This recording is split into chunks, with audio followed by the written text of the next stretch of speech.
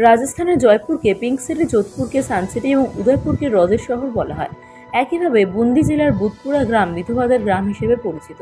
এই গ্রামের মানুষের কাছে তাদের আয়ের উৎস হয়ে উঠেছে অভিশাপ। আসলে সিল্কোসিস রোগে আক্রান্ত এই গ্রামে শত শত মানুষ যারা পাথর কাটার কাজ করে তাদের মৃত্যু হয়েছে। এই কারণে গ্রামের ৩৫ বছরের বেশি বয়সী ৭০% নারীর দাবি সিঁদুর মুছে গিয়েছে। বুধপুরা গ্রামের পুরুষেরা যৌবনে সিলিকোসিসের শিকার হয়। এই এলাকা খনির জন্য বিখ্যাত। এখানে বালি পাথর খনন করা হয়।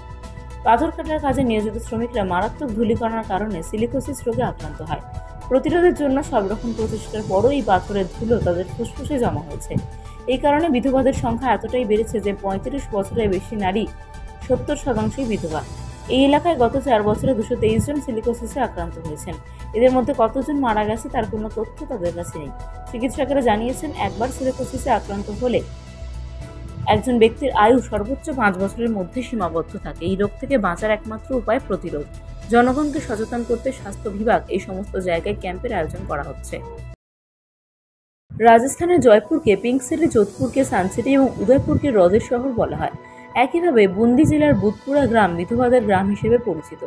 এই গ্রামের মানুষের কাছে তাদের আয়ের উৎস হয়ে উঠেছে অভিশাপ।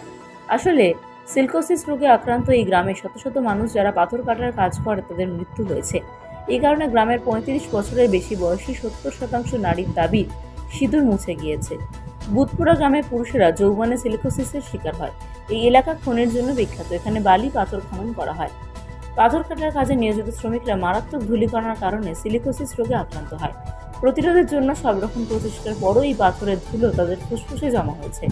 এই কারণে বিধবাদের সংখ্যা এতটাই বেড়েছে যে ৩৫ বছরের বেশি নারী ৭০%ই বিধবা।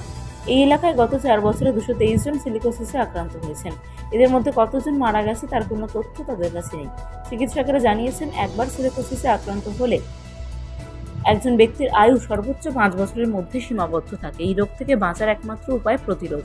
জনগণকে সচেতন করতে স্বাস্থ্য বিভাগ এই সমস্ত জায়গায় ক্যাম্পের আয়োজন করা হচ্ছে। রাজস্থানের জয়পুরকে পিঙ্ক সিটি, যোধপুরকে সানসিটি এবং উদয়পুরকে হ্রদের শহর বলা হয়। একইভাবে বুন্দি জেলার বুধপুরা গ্রাম বিধবাদের গ্রাম হিসেবে পরিচিত। এই গ্রামের মানুষের কাছে তাদের আয়ের উৎস হয়ে উঠেছে অভিশাপ। আসলে সিল্কোসিস রোগে আক্রান্ত এই গ্রামে শত শত মানুষ যারা পাথর কাটার কাজ করে তাদের মৃত্যু হয়েছে। এই কারণে গ্রামের ৩৫ বছরের বেশি বয়সী ৭০% নারীর দাবি সিঁদুর মুছে গিয়েছে। বুধপুরা গ্রামের পুরুষেরা যৌবনে সিলিকোসিসের শিকার হয়। এই এলাকা খনির জন্য বিখ্যাত। এখানে বালি পাথর খনন করা হয়। পাথর কাটার কাজে নিয়োজিত শ্রমিকরা মারাত্মক ধূলিকণার কারণে সিলিকোসিস রোগে আক্রান্ত হয়। প্রতিরোধের জন্য সব রকম প্রচেষ্টার পরও এই পাথরের ধুলো তাদের ফুসফুসে জমা হয়েছে। এই কারণে বিধবাদের সংখ্যা এতটাই বেড়েছে যে ৩৫ বছরের বেশি নারী ৭০%ই বিধবা। এই এলাকায় গত ৪ বছরে ২২৩ জন সিলিকোসিসে আক্রান্ত হয়েছেন।